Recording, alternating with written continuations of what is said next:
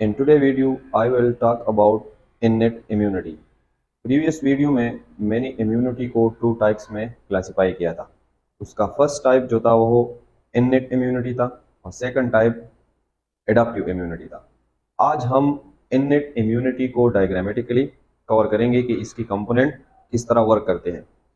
ये innate immunity की ज़्यादातर जो कंपोनेंट है ये इन्फ्लेमेशन में ऑलरेडी हमने डिटेल से पढ़े हैं। हमें सिर्फ इन्फ्लेमेशन के साथ उसको लिंक करना है। इससे पहले ज़रूरी है कि आपको इन्फ्लेमेशन क्लियर हो। जिस तरह इन्फ्लेमेशन की डिफिनीशन में हमने कहा था कि अगर हमारे पास इंजरी हुई है तो इस इंजरी का फर्स्ट रिस्पॉन्स हमारे साथ इन्फ्लेमेशन होगा। यहाँ पर जो इंजरी हुई है ये एक पैथोलॉजिकल इंजरी है तो इसका फर्स्ट रिस्पॉन्स भी इन्फ्लेमेशन होगा। इन्फ्लेमेशन में हमने टू इवेंट्स पढ़े थे, एक हमने सेलुलर इवेंट्स पढ़ा था, एक हमने वस्कुलर इवेंट्स पढ़ा था। तो दोनों को आप इस पे आने से पहले उनको क्लियर कर ले।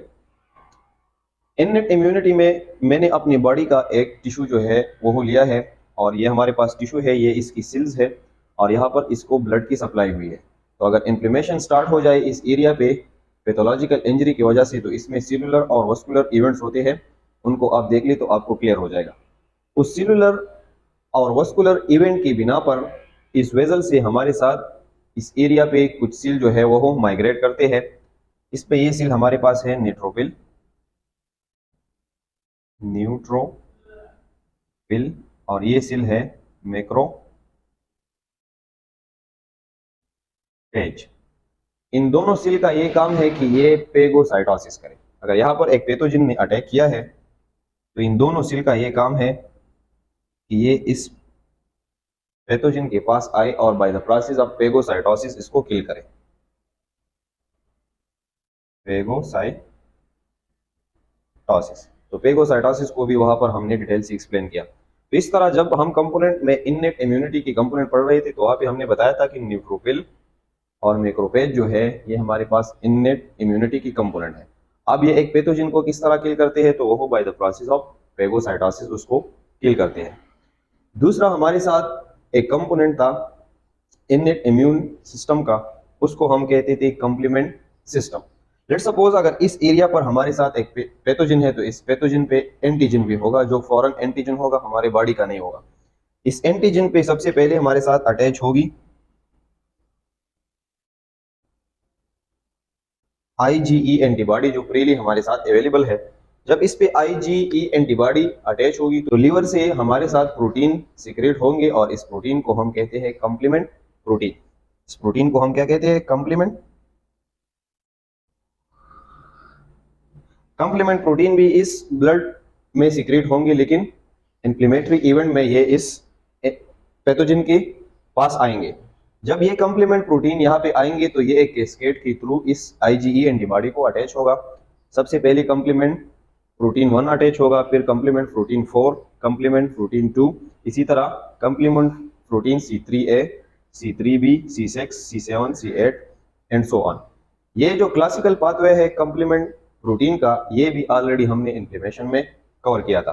तो इसके बाद इस तरह होता है कि इस कैस्केड से complement C3A and complement C5A इस कैस्केड से निकल जाते हैं और ये हमारे पास है कीमोटैक्टिक एजेंट और ये इन्फ्लेमेशन को क्या करते हैं? इंक्रीज करते हैं। तो जब ये इन्फ्लेमेशन को इंक्रीज करते हैं तो इस एरिया पर हमारे पास और न्यूट्रोफिल और माइक्रोफेजेस आते हैं और इसको हमारे साथ इंगल्फ करते हैं और again by the process of phagocytosis इसको किल करते हैं। इसमें हमने ऑप्सोनिन और ऑप्सोनाइजेशन के बारे में भी बात की। ठीक है, नेक्स्ट जो हमारे साथ इननेट इम्यून का कंपोनेंट है उसके बारे में हमने कहा था कि फीवर भी एक इननेट इम्यून का एक कंपोनेंट है। इस सारे प्रोसेस में केमिकल मीडिएटर सीक्रेट होते हैं। तो इसमें एक केमिकल मीडिएटर इंक्रीज होता है interleukin 1 and tumour necrotic factor alpha. ये जाके ब्रेन पर हमारे साथ एक्ट करते हैं और ब्रेन में वो एरिया जो हमारे टेम्परेचर को रेगुलेट करता है उसको हम कहते हैं हाइपोथैलेमस। और हाइपोथैलेमस से प्रोस्टाग्लैंडिन सीक्रेट होता है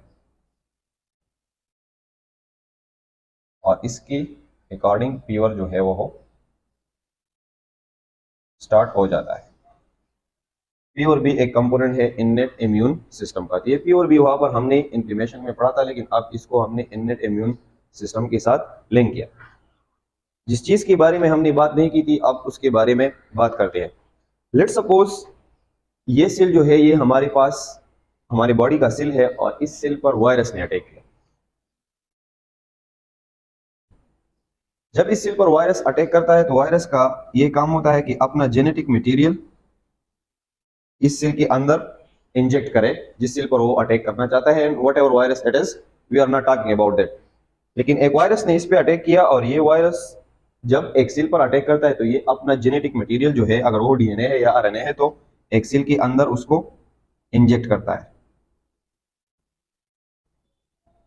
जब इस सेल का जेनेटिक मटेरियल हमारे बॉडी की सेल के अंदर इंजेक्ट होता है तो हमारा जो अपना जेनेटिक मटेरियल है, डीएनए है, तो वो एक्टिवेट हो जाता है और by the process of transcription and translation certain protein को सीक्रेट करता है जिसको हम कहते हैं इंटरफेरॉन।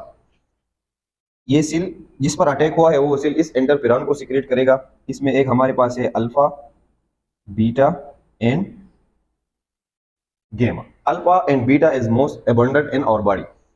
ये इंटरफेरॉन को सीक्रेट करेगा तो ये सेल आउटसाइड इस इंटरफेरॉन को सीक्रेट करेगा। ठीक है, यहां पर आएगा interferon, mostly alpha and beta. इसके साथ जो ये सेल है तो ये अभी हेल्थी सेल है, लेकिन वायरस इस पर अटैक करने वाला है। तो इंटरफेरॉन, अल्फा एंड बीटा इस सेल पर आएंगे और हमारे इस हेल्थी सेल की जेनेटिक मटेरियल डीएनए को एक्टिवेट करेंगे और ये डीएनए हमारे साथ एक प्रोटीन काइनेज आर को जनरेट करेगा। ये प्रोटीन काइनेज आर जब बनेगा तो अगर इस वायरस ने यहाँ पे अटैक किया और ये रेप्लिकेट हो गया और इस दूसरी हेल्थी सेल पे आ रहा है, तो जब एक वायरस का जेनेटिक मटेरियल यहाँ पे आ जाए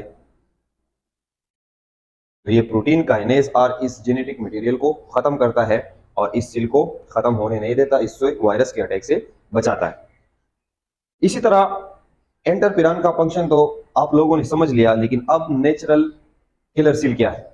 interferon, alpha and beta again natural killer cell हमारे इननेट इम्यून सिस्टम का कंपोनेंट है।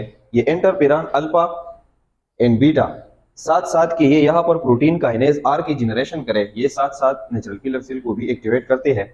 और ये नेचुरल किलर सेल आते हैं वो सेल जो ऑलरेडी वायरस ने खराब किया है, तो ये इसमें एपोप्टोसिस को इंड्यूस करता है, इस हमारे बॉडी की सेल को किल करता है। So that is all about the all component of the innate immune system. We just link our component to the inflammation. In inflammation already ये सब कुछ हमने पढ़ा था, लेकिन अपने innate immune system के सारे component को हमने inflammation से लिंक किया। जो चीज़ के बारे में हमने बात नहीं की थी उसमें एक था इंटरफेरॉन और दूसरा था नेचुरल किलर सेल, जो दोनों वायरस को किल कर सकते हैं। In the next video I will talking about the component of adaptive immunity. So you can take a screenshot.